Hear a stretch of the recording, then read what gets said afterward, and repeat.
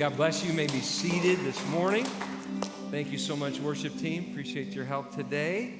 And, well, God bless you. If we have not met yet, my name is Todd Pope. I'm the lead pastor here. I want to say a special welcome to those that were watching online or if you're at our campus in Oconomowoc. And speaking of Ocon, we had a wonderful time there last weekend. We got to be there with Pastor Bradley speaking here. Didn't he do a great job last weekend? He did an awesome job. And also, if you are in Ocon this morning, if you are newer with us, we have pizza with the pastors tonight at Pastor Wolf's house, and we're going to be there. My wife and I and our son is going to be there, and we'd love to see you there. Today may feel a little bit like we're going backwards a little bit because I want to go back to Proverbs chapter 1. We're going to look at the preamble for the whole book, the why behind why Solomon wrote Proverbs.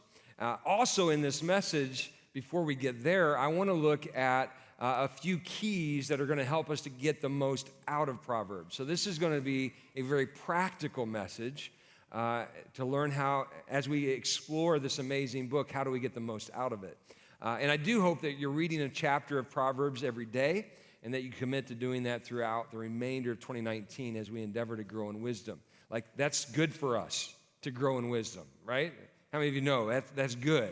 Turn to your neighbor and say, you need it, all right? You need more wisdom.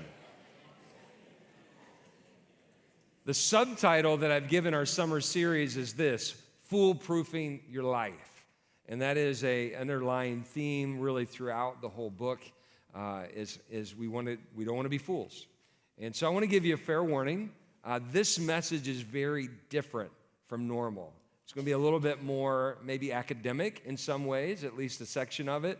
It's going to be very, very practical. Hopefully that's not that different. We try to be practical, but in a different way, this is going to be very practical. There are some things that we need to know about Proverbs so that we can know what it's really saying.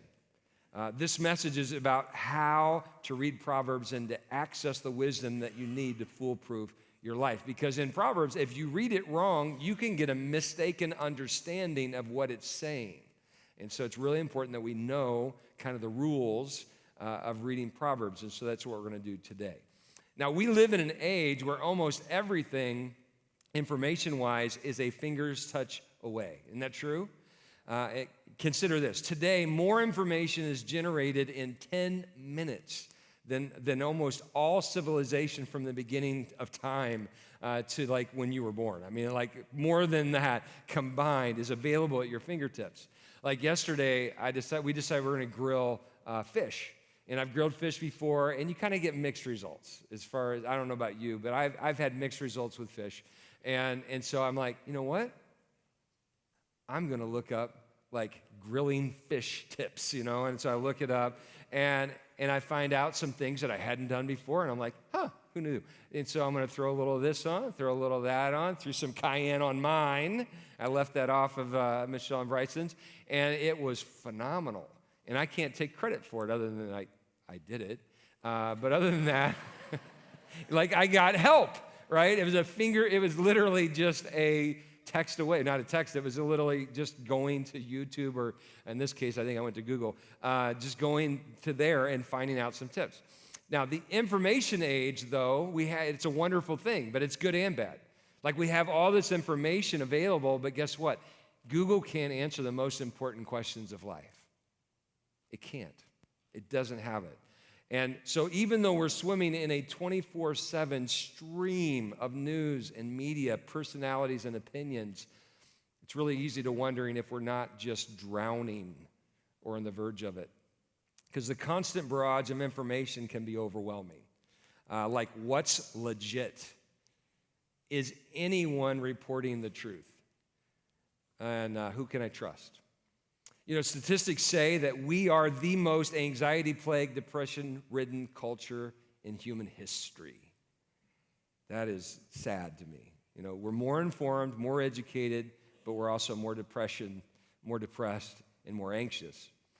Because I think something is missing, and that's something, again, that Google can't help us with, and that is wisdom. How desperately we need God's wisdom. See, the abundance of information and education actually doesn't help you to learn wisdom. The abundance of options doesn't lead to wisdom, that by itself, right? I want you to think about it this way. Think about it like going to Woodman's. Any Woodman's shoppers here? How many of you hate going to Woodman's? Okay, and probably for the same reasons that those that love it, because there's so many choices. And with the abundance of options, it doesn't make the choice easier. And so with the abundance of information and knowledge, it doesn't make wisdom easier. It actually makes it more work because the more choices available, it's actually harder. And so wisdom is needed more today because we have more information to filter through than ever before. And so here's our bottom line today is this: wisdom takes work, right? But it's worth it. Wisdom takes work, but it's worth it. See, the need for wisdom hasn't diminished in the 3,000 years since this book was written. It hasn't changed. The principles found in this wonderful book are still true today. But there are some helpful keys to getting the most out of Proverbs, and I want to start there this morning, and then we'll get to the preamble of the whole book later. So we're going to spend a lot of our time on these really 4 tips. Tip number 1 is to read Proverbs as advice from a father to a son. So you may, ladies, you may have wondered at times when you read through Proverbs, like, better is this than a woman like this. And you're like, well, what about the man?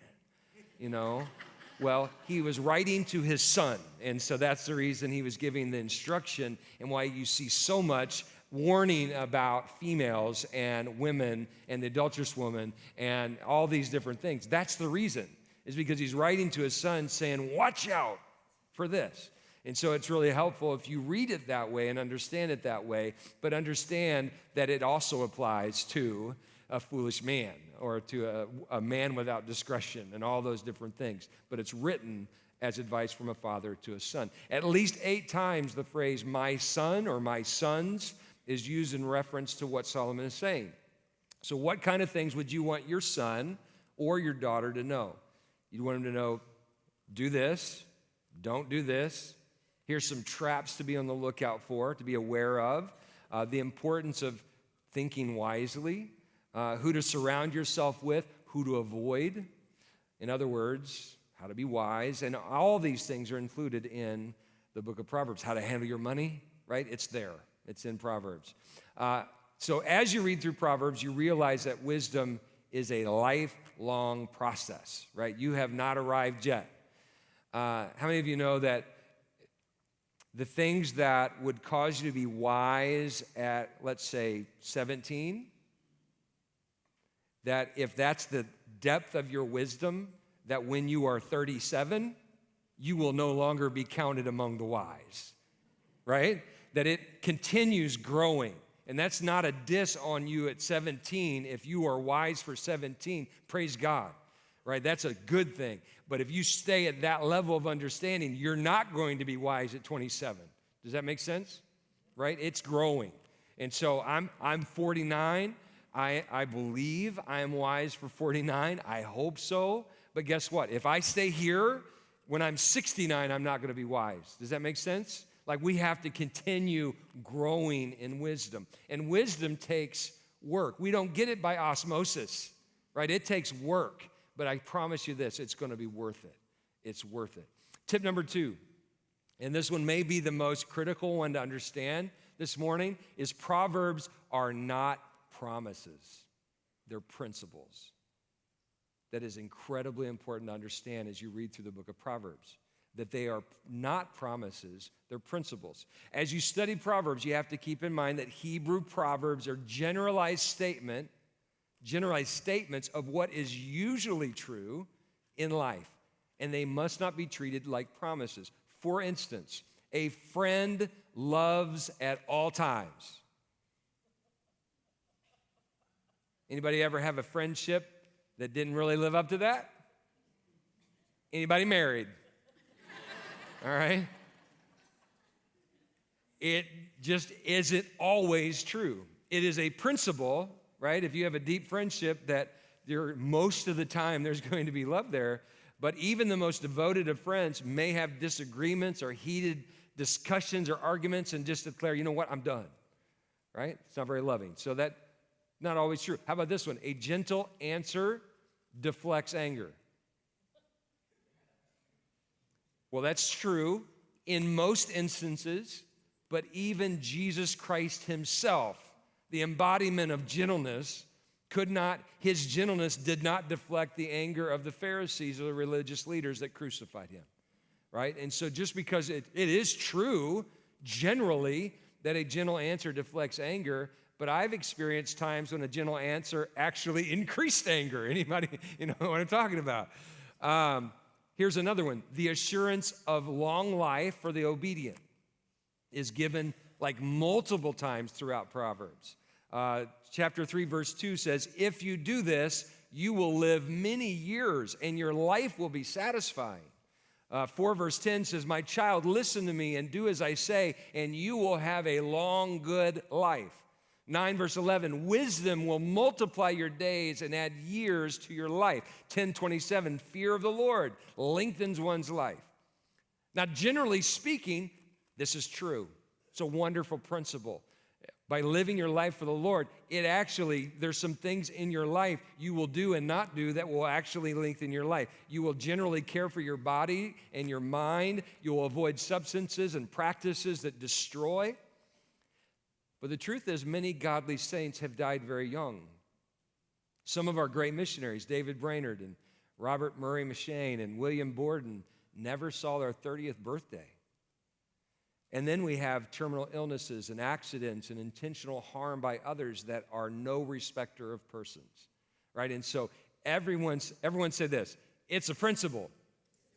It's not a promise. I couldn't hear you, Ocon, right? It's a principle, not a promise. That's incredibly important to understand. Here is the most quoted one. Train up a child in the way he should go, and when he is old, he will not depart from it. That's a principle. It's not a promise.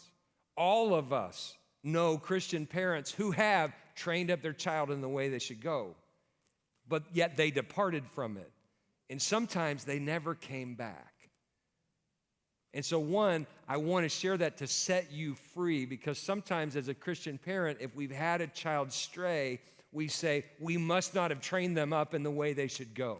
And we suffer under guilt and shame because obviously they're not coming back, so we must have done something wrong. Understand, it's a principle. When we do it right, most of the time, there's going to be a right result. But as long as there's still free will, there's going to be free will. And with free will comes, they don't have to come back. It's a principle, not a promise. And principles take work. They take work to learn and to put into practice. Now, the fact that it's a principle and not a promise is not a reason to lose hope at all, because guess what? It's still a principle. It's still a principle that the way that you raise them and the godly parenting that you raise them with, it's still in there. It's still a principle. So believe it, claim it, pray it, practice it, work it. But wisdom takes work, but it's worth it. The third tip is this, and this one actually encapsulates kind of like 4 in 1, all right? There are 4 different types of proverbs that we need to be aware of. This is where it's going to get a little maybe academic. But the Proverbs, these pithy little statements that are kind of 2 lines put together, these 2 lines are called couplets. And there's 4 different types of couplets that we need to be aware of. Number 1 is the contrastive couplet. In this type of couplet, the key word is usually but. One statement contrasts with the other to show kind of 2 sides of the same coin. Each statement can stand alone, but together their message becomes more profound. For example, chapter 13, verse 1 says, a wise son heeds his father's instruction. Right there, you can say amen to that. That's good. Like, that's true. But then he adds, but a mocker does not respond to rebukes. All right? So, but it brings it in and it contrasts it, and you're seeing like these 2 different sides to the same thing. Chapter 13, verse 18, I think is maybe clearer. Whoever disregards discipline comes to poverty and shame, but whoever heeds correction is honored. Right? It's kind of two sides of the same coin. It contrasts two responses to correction or instruction or some other directive. One is a positive response, one is a negative response. The results are different. Why? Because the response was different. So generally, if you respond in the positive direction, you'll get the positive results. Generally, if you respond in the negative, you'll get the negative results. Does that make sense? Say yes, it makes me feel better. All right. So there is a contrast. You're looking at two different things. The second type of couplet is a completive couplet. This is where the second statement actually completes the first. The first statement, while true, doesn't give the full picture without the second. And so these couplets usually feature conjunctions like and or so. So it's saying something, and then it says and it gives a fuller further explanation. So 14 verse 10 says, each heart knows its own bitterness, and no one else can share its joy. 14:13, even in laughter the heart may ache, and rejoicing may end in grief. This and, the second thought helps complete the first thought. It's a completive couplet. The third type is a corresponding couplet. This is the type of couplet, it's featured in the Psalms as well. And it features two lines expressing the same thoughts but using different terms. The first statement expresses a complete idea, but the second kind of adds depth and dimension and color. It's kind of like saying, in other words, and then you restate it with a different word picture or different thoughts to say the same thing but using different words. For example, 9 verse 10 says, the fear of the Lord is the beginning of wisdom. It's complete thought. And knowledge of the Holy One is understanding. All right? That's just giving it a fuller dimension, adding some color to it. Now, another feature of this kind of proverb, and this is where it gets a little fun, is sometimes they can sound contradictory. Everybody say, ooh, like this is fun. If you were reading through Proverbs this week and you were on the same day as the date, or you were along the soap reading guide, which was off by one day, if you were in either of those ways, you read this passage this week. And it probably, if you were paying attention at least while you were reading, it made you go like, what? Like that doesn't make any sense. Chapter 26, verse 4 says, don't answer the foolish arguments of fools, or you will become as foolish as they are. Verse 5 says, be sure to answer the foolish arguments of fools, or they will become wise in their own estimation. You're like, what? Like those are two completely opposite things. That's like, don't hit your gas when you hit a red light. Hit your gas when you get to a red light. I mean, it's two completely opposite things. Now, do you think the writer of Proverbs, the wisest man who ever lived, says, I'm going to mess with people.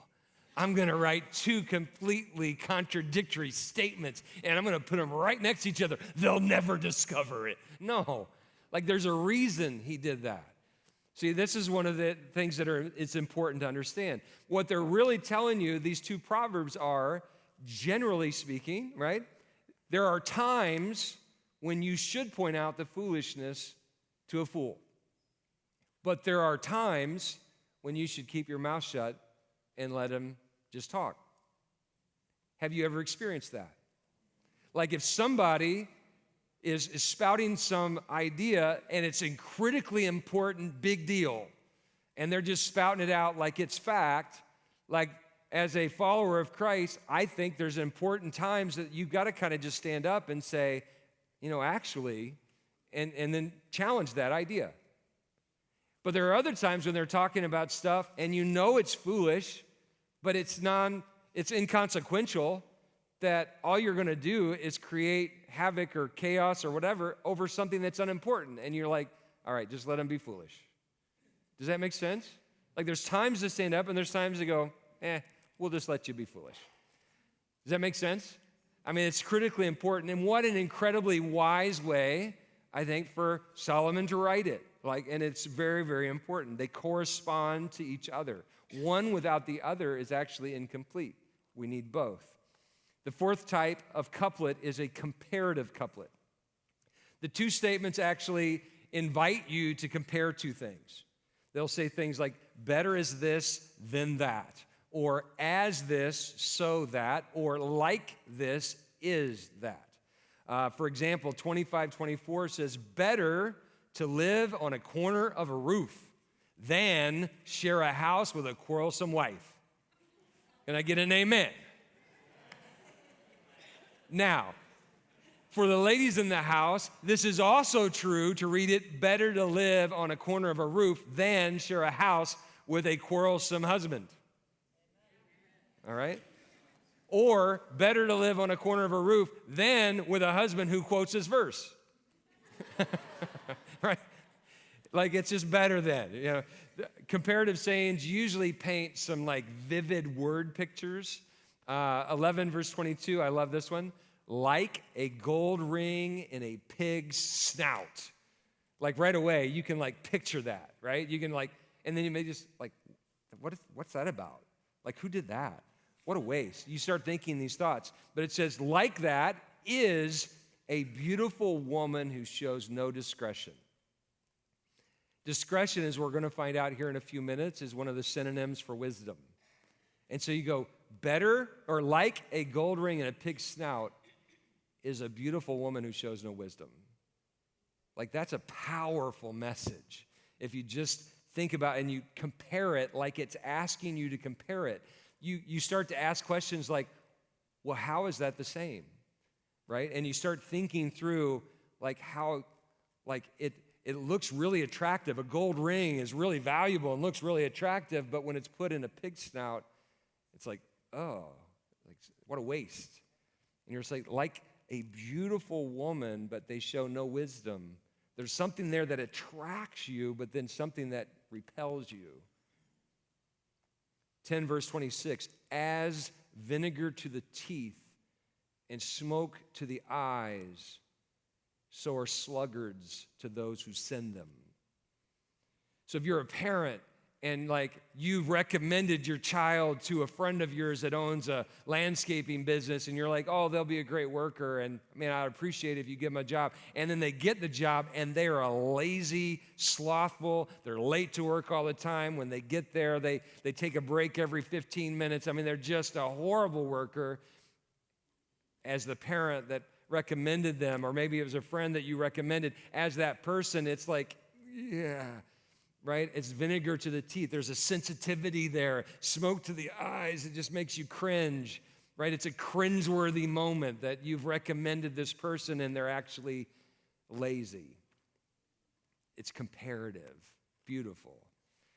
The structure of this type of proverb implies this new truth I want to teach you is actually like this other truth you already accept. So see it that way. The word picture rings so true to life that you as you're reading it, you're like, oh yeah. You just you're not even consciously nodding your head. You're just reading and you're like, oh yeah, this is like that. So why are these breakdowns important? Well, when you're reading Proverbs and you come across these key words of and but or so or like and better than, when it comes across, it's helpful to know what kind of proverb that is. Because of that, I had Taylor create for us a bookmark. As you're reading through Proverbs, you can just stick it in Proverbs, and it gives us these tips. It's also going to give us those types of, the 4 different types of couplets and some important questions to ask ourselves when we come to Proverbs. And so you can pick one of those up after the service. Last tip. Tip number 4 is Proverbs is best understood cumulatively, all together. It's best to read all of the Proverbs on a specific topic if you want to understand what Proverbs is saying about that topic. You can just pull out one proverb and there's truth to it, but it's best you get the fuller picture of the truth of that topic when you look at all the Proverbs regarding that topic. So as we go throughout the series, the rest of the series isn't going to be speaking about a specific proverb, but a specific topic in Proverbs. So next week, we're going to talk about trust. Well, what does trust look like? Well, we know Proverbs 3, 5, and 6, trust in the Lord with all your heart. Don't lean on your own understanding. In all your ways acknowledge him, and he will direct your paths. Like, we get that, but guess what? There's more. There's more that Proverbs teaches us about trust. And so we're going to look at the fuller picture of what it says. I like what Tim Keller says regarding this. He says, only altogether do the Proverbs bring us the wise, nuanced, theologically rich, many-faceted view of the world. And so we're going to do that topic by topic. Those are our tips, all right? With our tips behind us, let's get to the reason that Solomon wrote Proverbs. The first 6 verses of Proverbs say this: the Proverbs of Solomon, son of David, king of Israel, for, like this is why, for gaining wisdom and instruction, for understanding words of insight, for receiving instruction in prudent behavior, doing what is right and just and fair, for giving prudence to those who are simple, knowledge and discretion to the young. Let the wise listen and add to their learning, and let the discerning get guidance. For understanding proverbs and parables, the sayings and riddles of the wise. And there's kind of 8 words here that are used in this passage that are kind of important to understand because they're kind of just giving more and more meaning to the word wisdom. He starts with that word, though, wisdom, which is kind of exhibiting God's character in the practical, everyday affairs of life. And he adds to that, though, insight. Insight is the ability to grasp truth with understanding. So it's a way of applying wisdom. Or instruction, which carries the idea of discipline, like a parent's correction that results in the building of godly character. Prudence is the kind of intelligence that actually can see the reasons behind a behavior. Knowledge is the ability to distinguish between truth and false. The Latin equivalent gives us our English word for science. There's knowledge behind that, like we see it. Discretion is the ability to devise wise plans after understanding a matter, that ability to apply it in that way, knowing what kinds of behaviors leads to what kind of result. Learning means to lay hold of or to grasp something. When we grasp something with the mind, then we truly have learned it. And last word is guidance. And this is wise counsel that moves one's life in the right direction. It's a willingness to seek counsel from others. It's a place of humility to invite selected others' opinions. And so these 8 words are often repeated in the book of Proverbs, and they're all synonyms for wisdom. They're just slightly different facets of wisdom, but all together they paint this fuller, beautiful picture of what God's wisdom looks like. And here's the truth.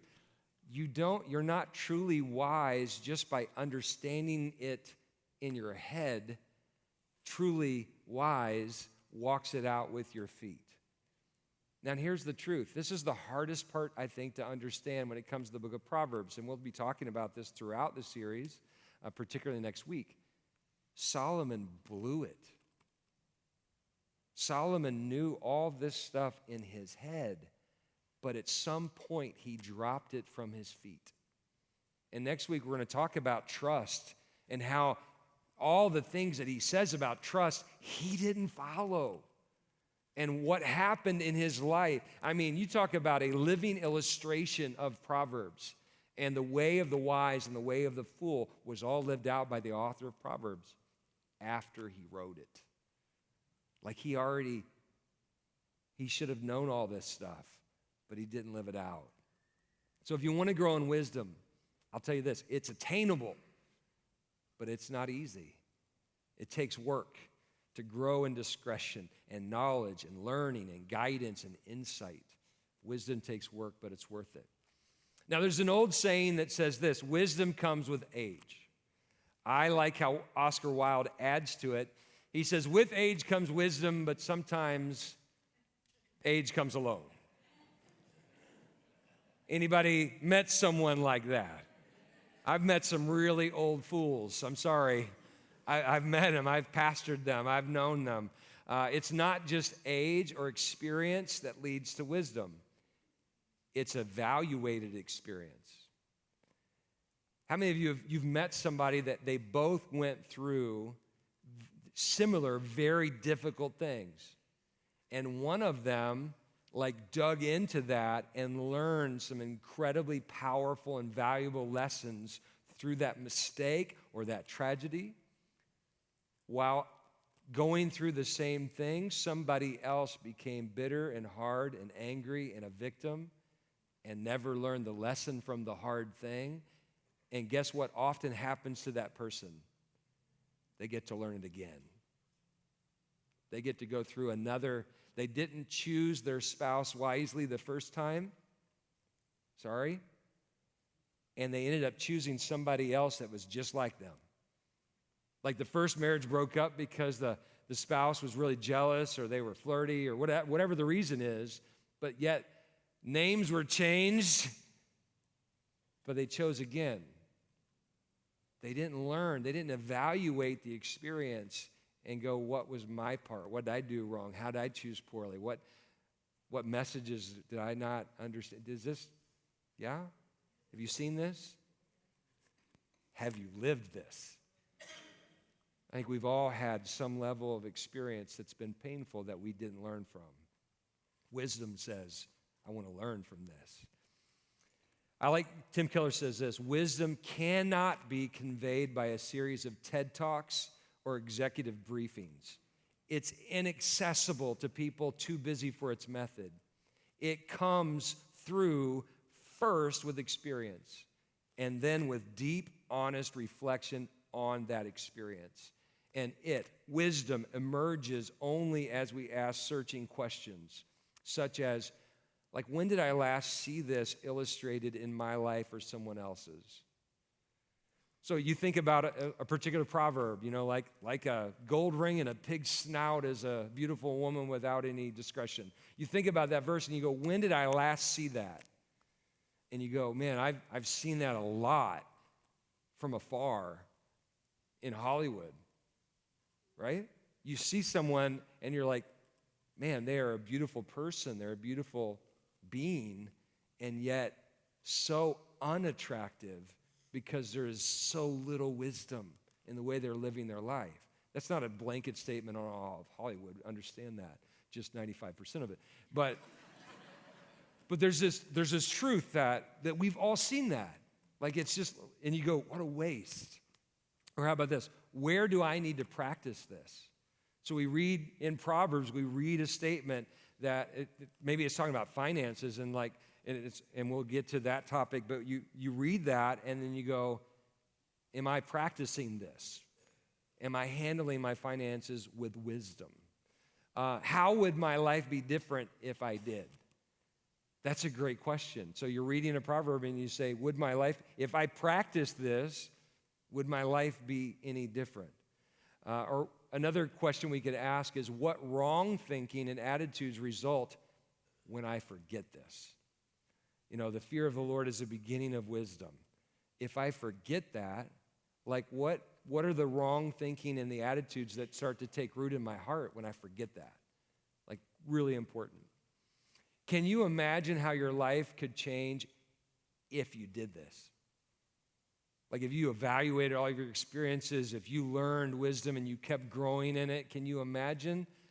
Can't you imagine that your life would be better for it? It would just have an impact. Solomon again says that the point of the book is to help you understand these wise sayings, not just so you're better up here, but he literally says, so you can be wise and make wise decisions in your life. So in this preamble of Proverbs, he lays out this multifaceted nature of wisdom, that wisdom is being corrected and disciplined. So a good question is, how do you handle wisdom? How do you handle discipline? How do you handle correction? Wisdom understands and reads situations. Wisdom is godly morality. So when we walk in an ungodly way, we're walking in an unwise way. There's no way to walk in wisdom and walk in immorality. Those are two separate roads. Those are two separate paths. Wisdom is justice. You can't walk unjustly in some way and be walking in justice. Does that make sense?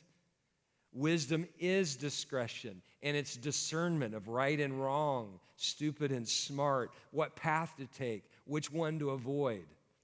Wisdom is listening to instruction and seeking guidance. And so if you pursue God's wisdom, here's my promise for you. It's going to be worth it. It's absolutely worth it, because here's the truth. If you are wise, you're going to be a better follower of Christ. You're going to be a better spouse. You're going to be a better parent. You're going to be a better child. You're going to be a better worker, better employer.